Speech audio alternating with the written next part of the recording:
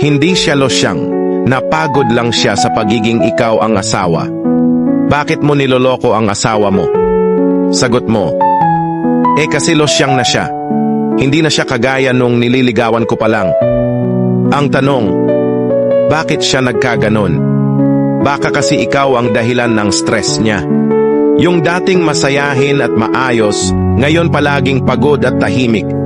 Baka kasi punong-puno na siya ng bigat na galing sayo. Baka hindi mo siya inaalagaan gaya ng pag-aalaga niya sayo.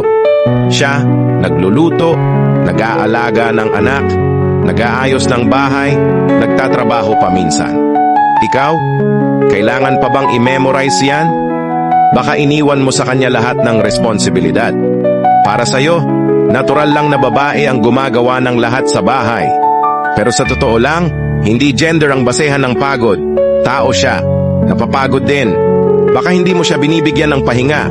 Ikaw, may oras sa barkada, sa laro, sa cellphone. Siya, ni hindi makakain ng maayos, tapos magrereklamo ka pang hindi na siya kagaya dati? At oo, tumatanda talaga ang tao, lalo na ang isang babaeng nanganak, nawalan ng tulog, nawalan ng sarili habang ginagampanan ang pagiging ina, asawa, at tagalinis ng lahat ng kalat mo. Kung kaya mong magmahal ng bago at mas maganda, ibig sabihin, hindi mo talaga siya minahal. Minahal mo lang ang anyo niya, hindi ang buong pagkatao niya. At kung ang dahilan mo sa pangangaliwa ay dahil losyang na si Mrs., ang totoo niyan, hindi siya losyang, napagod lang siya kakapasan ng relasyon na ikaw ang pinakabigat.